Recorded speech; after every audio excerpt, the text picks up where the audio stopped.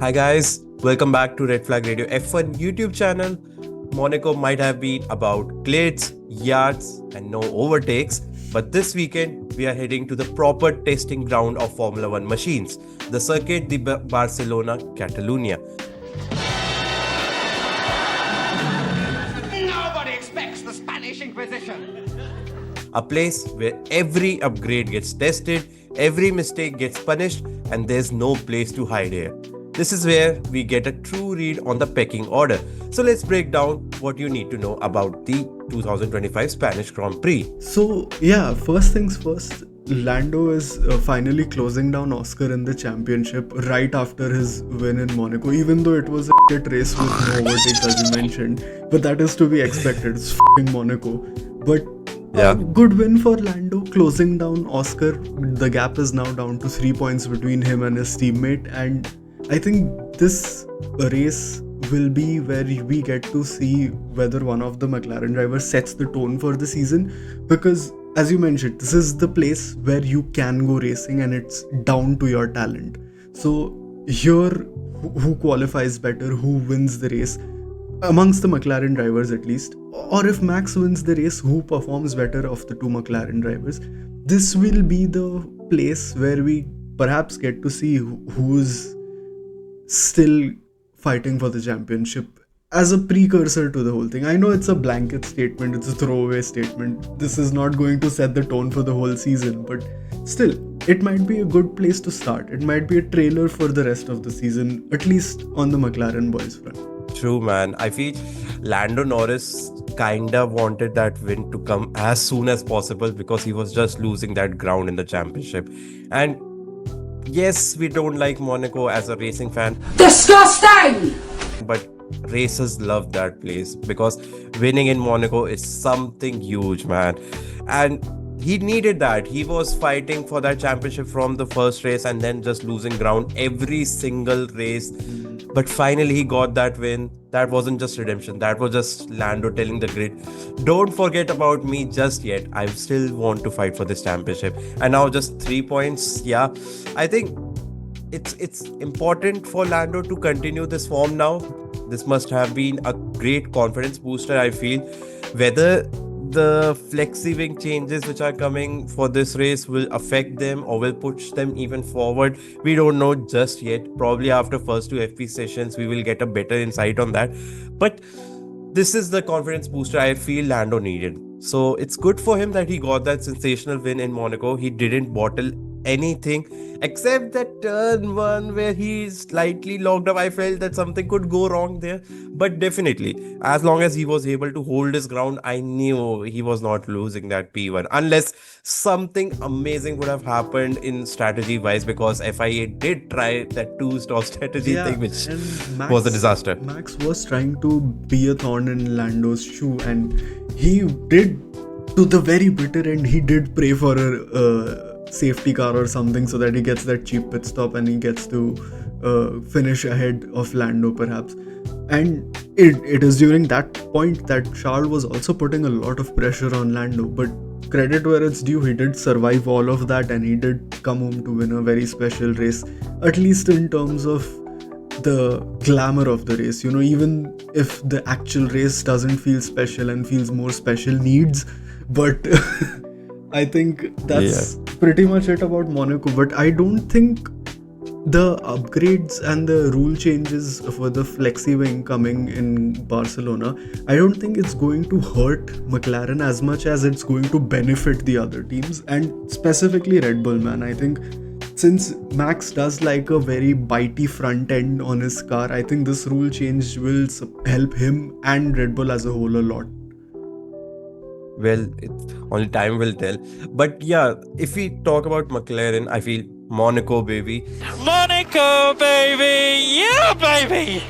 Lando would be happy with that. And Piastri, he's losing some ground now from past two races. Yes, in Imola he played it safe. In Monaco he didn't get that chance.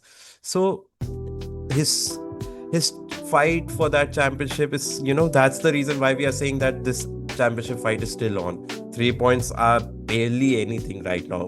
Another win for Lando and he will be leading the championship. So we know Piastri is famous as a cool, composed guy. He got another podium, but he needs that win now as well. Like, we continuously say that now this driver needs the win, now this driver needs the win. That's the story of 2025 season, where Max Verstappen or Lando Norris now or Oscar Piastri are just playing that game of chess where one of the drivers will find a way to win. Yeah, and the third driver who should probably, I think he will win in Spain, and I think he should win in Spain. That is Max Verstappen, because that will not only make life very spicy for the spectators and give us a proper battle, three-way battle, but also because that'll sort of give Max the confidence as well that it's not over, because historically he's the first one to talk shit about his car as soon as he sees a problem. And I'm not saying that is not well deserved. That car is a dog pile of turd, but it is a navy blue pile of turd. But yeah, I think this is the race where their spirits get uplifted as well. Well, true. I feel Monaco gave us nothing about Red Bull because, yeah, it's Monaco. But in Barcelona, we know how good Max Verstappen is. I mean, from 2016, only Max Verstappen and Lewis Hamilton have won this race. So that talks a lot about how they love this track. And I feel this is the track where Max can reset and, come back and win another race, as you said. And with upgrades in Horizon and flexi wings coming in picture, I feel it will be an interesting case. I feel Red Bull would prefer to be as close as possible to McLaren. That's the bare minimum that they want, so that Max Verstappen can do the rest of the job to push them as ahead as possible. Because yes, we know if the cars are equal, I feel Max Verstappen will have some advantage over the McLaren boys here. So it will be an interesting case to watch. And where Yuki Tsunoda will be in the picture, I don't know, man. It's a bit of unknown here as well. Yes, Yuki Tsunoda was doing well, but yeah, at least he's bringing in points, So I think the upgrades or the rule changes rather are only going to help him. At least I'd like to hope so. Because again, he's been coming P9, P10 in and around the very tail end of the points. But he is bringing in points. That's the point. He is somehow managing to drive that car better than all his predecessors, right? And I think that is a good enough piece of motivation for him as well, that he can perhaps do only better from here. The good thing about rock bottom is you can't get much worse. true, man. But for Red Bull's sake, I think they really want two drivers fighting as close as possible to McLaren, because I think we discussed this previously as well, that if something wrong happens and Max Verstappen is just fighting the McLaren boys, McLaren will have that advantage to play some strategy game. And historically Red Bull don't make that much of mistakes in strategy, but if there are two drivers fighting against one, then there's a high possibility that they will do some mistake. Like historically we saw Mercedes did play a strategy game here with Bottas making Bottas pit early, and then Hamilton was able to overtake Max Verstappen on track. This has happened previously. So that's the advantage you get when two drivers are fighting for the win instead of just one. So for Red Bull's sake, Yuki needs to step up in some way. Obviously he's doing well compared to the others, as we've talked about the rock bottom part, but I feel there's more potential in his side as well. But speaking of strategy, let's talk about the geniuses themselves. Ferrari. Great P2 for Charles. I mean, it's a demotion from last year's win, but I think considering that it was Monaco and he just barely beat out his home race curse last year, and he drives for Ferrari, considering all those things, I think it's a pretty good thing that he got P2 at least. It could be much worse, and given that he's a Ferrari driver, it was probably supposed to be a lot worse, but somehow it worked out for them. But yeah. True, man. I feel both drivers would be happy with that performance. especially Leclerc, because he did everything right in Monaco, whatever it was possible. P2 is amazing, I feel. We haven't seen Ferrari that close on top, and we kind of predicted that maybe Monaco will be a race where Ferrari will be close to that top one. And yeah, if it was a different track, probably they would have done better. It's just that you can't overtake, man. If you have done something on a Saturday, that just sets the tone for the Sunday. That's the harsh reality. So P2 and P5, they would be happy. Hamilton was nowhere close, but at least he got P5, so that's the positive.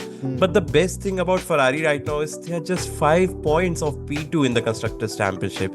Yes, we have talked a lot about Ferrari and all the disaster class happening and all the strategy and all the radio calls, whatever we want to mention. Ferrari is always there to give us that entertainment, but at least they are there to fighting for that P2. Yes, McLaren is in different dimension, so at least P2 is something they would be very pleased considering how the season was going. Yeah, Right. I just hope that they do better in Spain. And there are rumors that Ferrari is likely to be one of the teams that greatly benefits from the rule change, given how their car design is. And I think, I think they're only going to improve in Spain. I just hope that Hamilton doesn't get ghosted by his engineer again like he did in Monaco. Are you upset with me or something? That felt sad and sadly also very relatable because let's not go into that, but it was very sad to see him getting ghosted like that after he got a decent finish. P5 is not a dream finish, of course, but it's decent. And anyway, I think Lewis and his engineer need to work a little bit more on their communications at least. And I think if the car does a little bit better, as the rumor suggests in Spain, I think everyone's spirits at Ferrari will be uplifted as well. Yeah, I think the bare minimum would be to get that P2 in the Constructors' Championship and take that lead here. Because if we talk about other team who is just running out of excuses, Mercedes, I mean, just 6 points across 2 weekends. I feel Toto's espresso machine had more output than Mercedes in last 2 race weekends. That's how I see it, man.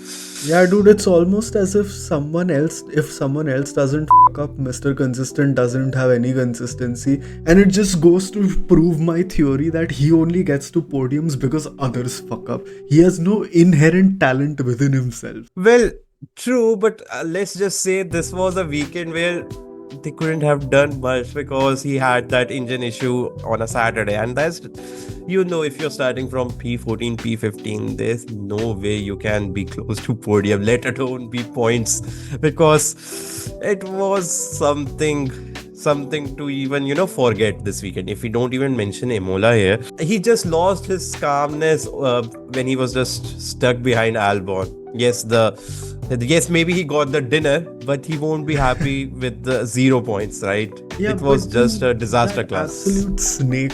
He just let that mask slip for 1 second when he said that it's fine, I'll incur the 5-second penalty. To avoid a collision from Albon, just slammed on the brakes.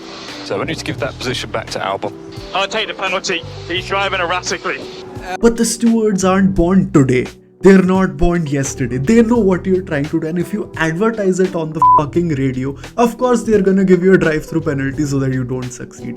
This all on top of the fact that they thought not pitting in a mandatory 2-pit race is a good idea.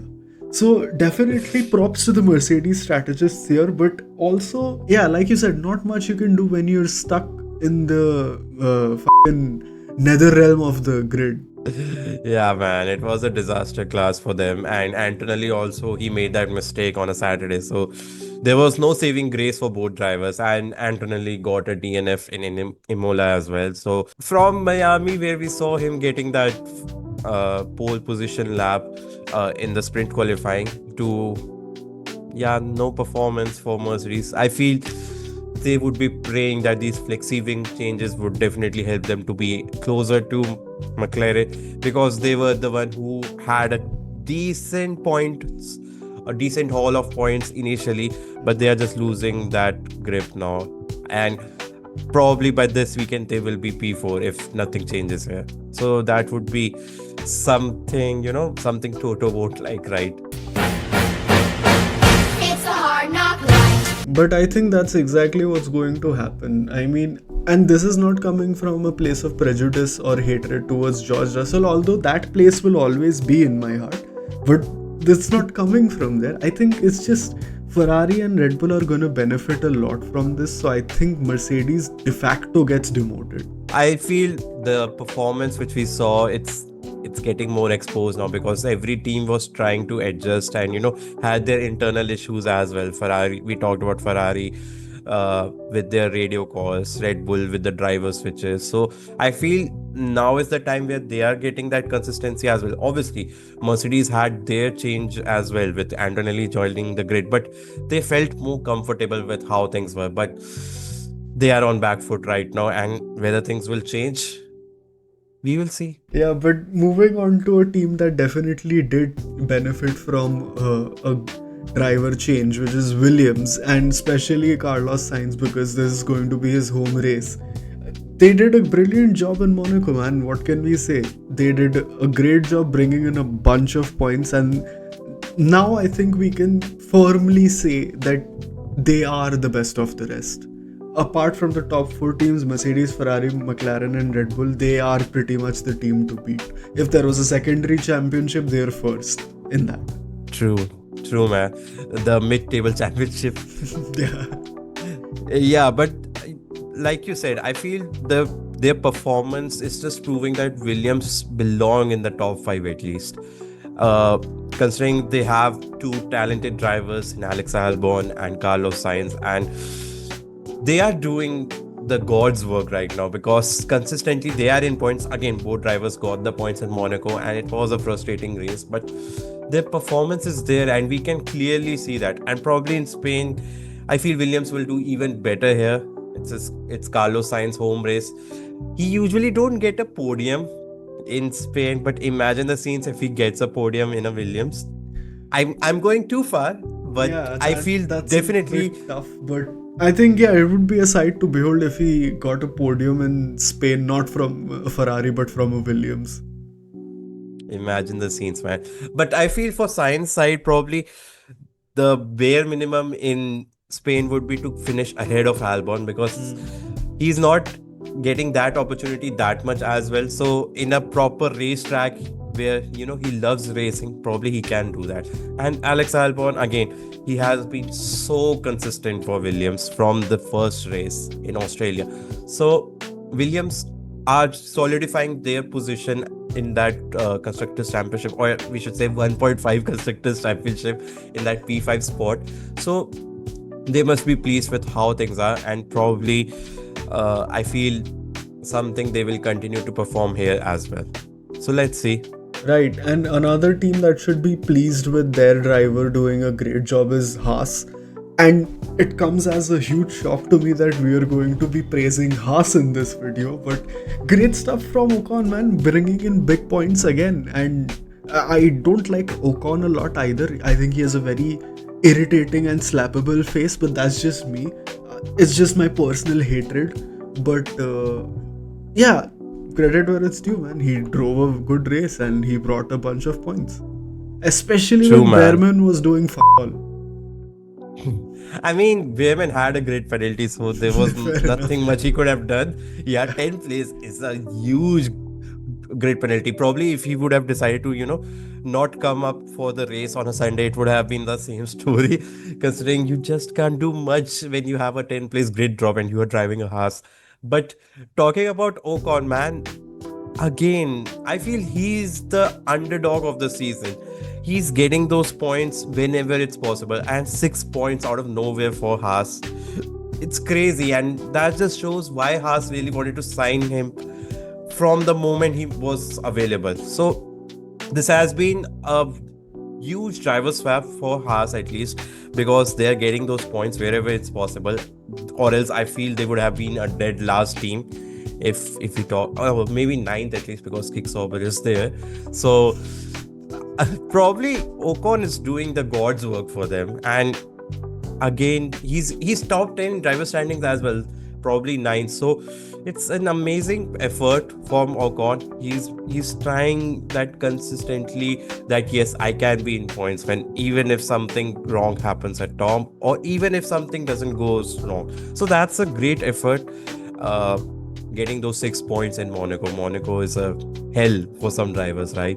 So it's a great effort, I feel. And I think more than any other driver, the driver for whom Monaco was hell was, of course, your baby daddy, Fernando Alonso.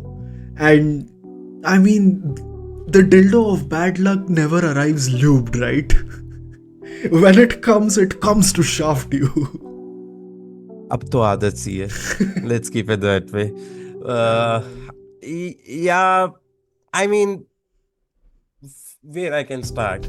Yes, they are qualifying well. At least Alonso is doing the God's work. I'm just saying God's work every single time, but I don't know, man. It's that bad luck is not ending, I feel, and this is his worst start, man. Probably the 2001 Minardi days where he started his career. It was the same story where he was not getting those points, and imagine telling a Formula 1 fan who was in coma for like 4-5 years and telling him that Alonso is still with 0 points in 2025 after like 8 races. Probably he would decide to go back to sleep. Because it's It's tragic, man. Yeah, man, he was doing so well, and then the engine gave up on him again. Engine go bang. Imagine, man, what's going on in his head. And this was the race where we saw Adrian Newey for the first time as well in those green stripes. So, and he's just said that the simulator mismatch just shows that whatever upgrades we bring, we are in that blind spot, whether it will work or not, whether the car setup we are going with is right or not. It's just unpredictable, and it's not just a quick fix that a software install or some updates will do that. I don't know, man. At least the positive side is that the upgrades they brought definitely pushed them ahead, which is a good side for them. But I don't have any words right now. Like, when the bad luck will end? Probably Fernando Alonso's home race. That's the only hope I have. But what else I can say, man? I'm It's just painful. scared that he's going to have another shit race at his home race as well. I think if this trend continues, this is just going to be a very depressing, maybe bittersweet weekend for the Spaniard fans, but because Sainz may do well, but man, I don't think they should hold out much hope for Alonso, because I mean, true, granted that the upgrades did give you guys some pace to qualify better, but the window licker is back to his old habits, and Fernando Alonso's bad luck is not improving anytime soon. So I don't know, man. Even when the car is a little bit better, it's sort of not better. The Engine go bang. then of course the window licker suddenly forgets how to drive, or rather remembers that he's not supposed to drive well. Well, he was the only one who made an overtake. So you have to For which position, by the way? P50, but people fighting for P30 were not able to overtake as well. So it was a good overtake, man. You can't deny that. It was a great overtake. It was a great Even overtake, but it amounts to all. So what's the point? That's the Monaco, one time man. he That's decides to do a good overtake is in Monaco. that's the reason why he was fighting for that P50. But yeah, I feel there's not much to talk about Aston Martin, but let's talk about the team who had an amazing fortune, man. Racing Bulls. I mean, that Monaco strategy was chef's kiss.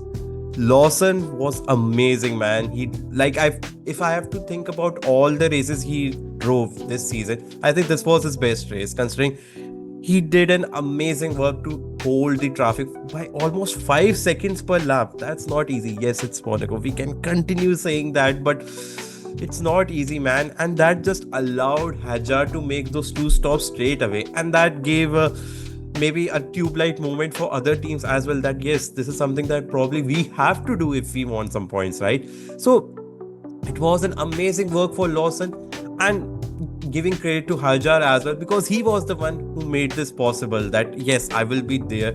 He qualified well, and then he was able to make this two-stop strategy work straight away. So Yeah. amazing teamwork, man. And let's just point this out as well. Hajar is on 15 points. If you total out Yuki's and Lawson's point, they are on 14. That's a amazing effort for Hajar. Probably he's happy with driving that Racing Bull car and instead of driving that Red Bull car, which might sound like a demotion for him. But amazing work by both drivers, man. This is something that they really wanted. Yeah, Hajar, I think he's just magic around Monaco because firstly he had a brilliant race performance and getting inspired and learning from you guys, because Aston Martin did this trick first last year when they got Alonso to hold up the entire grid last year so that Lance could pit, and they pulled the same trick, but they went, you know what, if it can work once, it can work twice, and he got both It's pit true. stops for free out of that.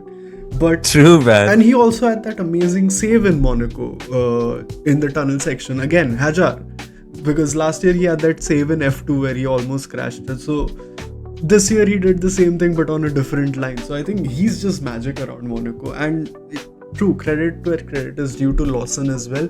He did the job that Alonso did last year, and he held up the grid by a million years per lap. And it was amazing.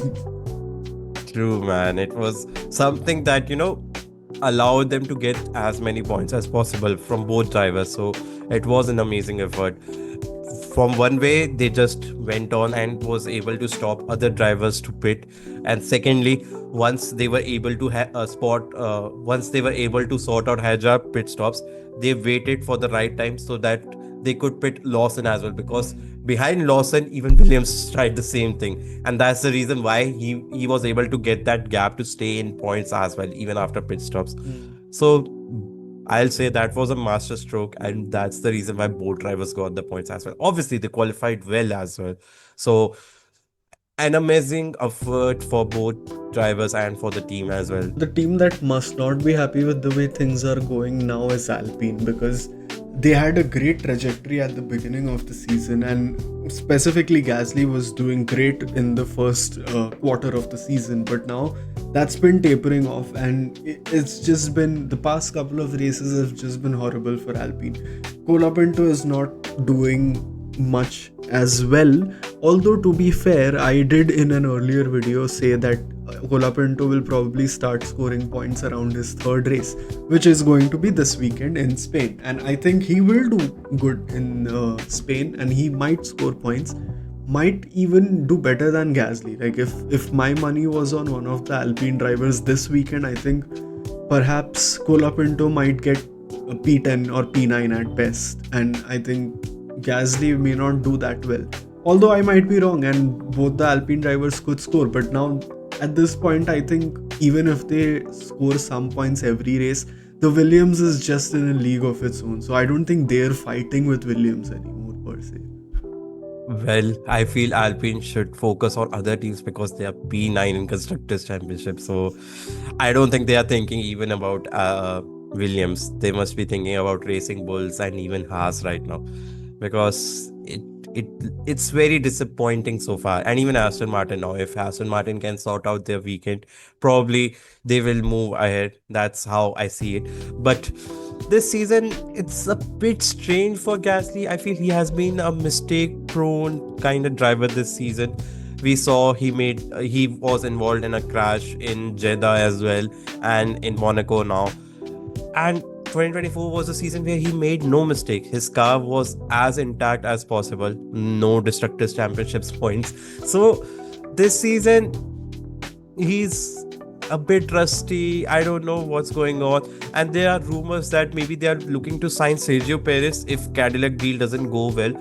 Yeah, there are rumors. And what's next for Gasly or other drivers if someone gets removed? So it's interesting. Probably this just shows that you just can't lie down and stop performing, and that's the reason why Gasly needs to step up as well. Yes, we know there was some bad luck as well, but they need some points, man. And like you mentioned, I feel Colapinto could be that driver who will be getting some points because first race he made that mistake in qualifying, and now in Monaco again there's not much to talk about, but Spain could be a race where he can perform better, right? We know he's talented. That's the reason why he got that 5 races contract, and if he doesn't get any points, probably the pressure will be on him now. That's how I see it right now. I think perhaps the most interesting bit of information from this whole conversation is Sergio Perez coming back to a BWT sponsored team is a very nice itch in my brain that gets scratched because life has come full circle for him, and that'll be very interesting to see him in Alpine if that really happens, because we have no idea what the Cadillac car is going to be like, right? It might be a fucking masterstroke since the very beginning and might give a giant fuck you to McLaren and Mercedes and Red Bull, or it might be a shitbox worse than the green Sharpie F1 team. So, well, now talking about the final team and probably your favorite team as well, Kick Sauber. Yeah, man. So okay, so the fuck all F1 team got shafted by Kimi Antonelli going into the first lap of Monaco, specifically Bortoletto, and him being angry made no sense to me because it was a move that you should expect going around there. It wasn't dirty by any measure of the word, and it was definitely, if not Kimi Antonelli, someone else was going to do it to him. So instead of whining, he should have just covered that off. I know that's a harsh stance to take on that one very specific incident involving a fucking Sauber, but it is what it is. I mean, he was furious with Kimi Antonelli because he was the one who made that overtake first, and probably he didn't expect Kimi Antonelli to come back straight away. That's the reason why he was furious, and he just said that I'll put him into the wall next time. Let's not take it fully by our heart, because sometimes drivers get aggressive when they are driving, and he was involved in that accident, so he was expecting Kimi Antonelli to be penalized by that move. But I don't know, man. I think that's the only action Sauber got at that moment. But I guess that's just a rookie hunger, or let's just say rookie anger.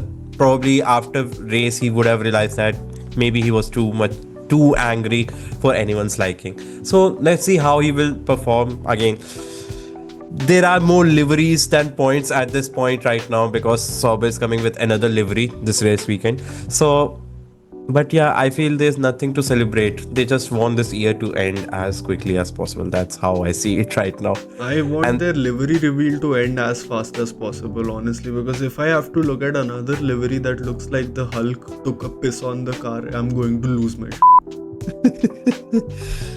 We'll probably add that livery just for people to get the better insight of how Sauber is looking right now.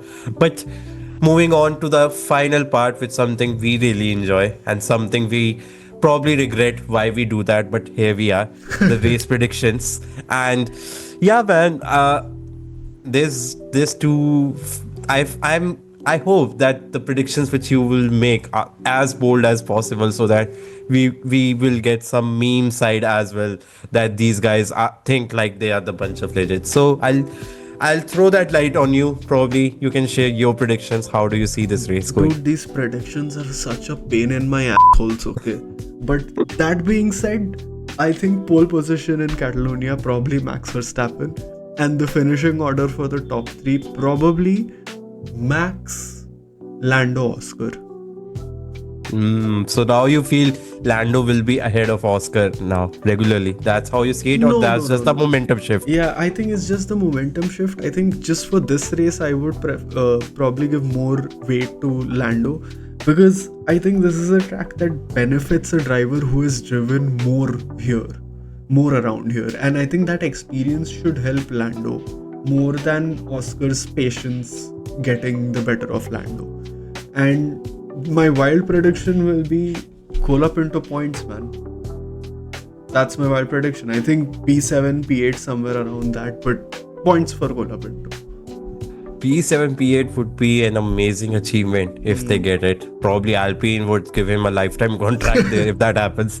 Yeah. But that's an interesting insight you shared. If I have to give my predictions, people will enjoy it, but I feel Charles Leclerc will be on pole. Very interesting.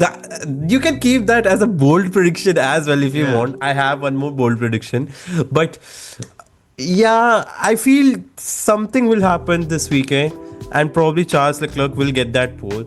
I don't think he will win the race. That's how I see it. I feel other drivers will come back, and I feel Oscar Piastri will win this race. I feel he has been silent from past 2 race weekends, and probably this race weekend he will show that you just can't ignore me, man. And I feel Oscar Piastri will win this race. P2, I will go with Max Verstappen, and P3, I feel Lando Norris. That's how I see it right now. And some out of the box predictions, Fernando Alonso in points. I really want that. So, Dude, we're trying for bold predictions. We're not trying for wishful thinking here. but that's a bold prediction. He's P17 in the championship with 0 points. That's too bold. And if you don't find this as a bold prediction, you can keep that Charles Leclerc on pole position as the bold one, because that's bold as well. That's the maximum bold level I can go. If I just say that Hülkenberg will be on podium, that's a bit stretch here. Oh, you could also say Lance Stroll has a race where he acts like someone who has 8 years of Formula 1 experience. That could also be a bold prediction, but I don't think we can go that far. Well, I hope Lance Stroll gets more points as well. But yeah, I hope you enjoyed our insights, because we have too many questions right now. Whether Max will bounce back, whether it will be another McLaren win, will Leclerc do something and prove me right that yes, I made a bold prediction which was spot on. But yeah, that's it from our side. Do drop your top 5 in the comments and make some predictions, like how do you see this race will go. And just wanted to highlight that we have just crossed 250 subscribers as well. So yeah, man, we are growing into a huge big family, man. It's amazing, and maybe we are building something special here. Probably we won't lose some subscribers after this video, but it's an amazing thing to have your support and seeing you here joining us and hearing our rant and hearing our senseless talks as well on some occasions, depending on which team you support.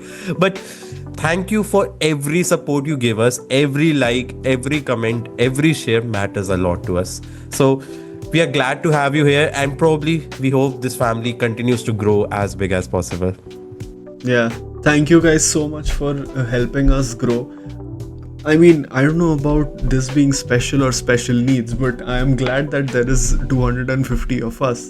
And what else can we say? We hope to keep growing more and more. And thank you guys so much. See you in the next one. When the drama hits, we are waving the red flag. Goodbye.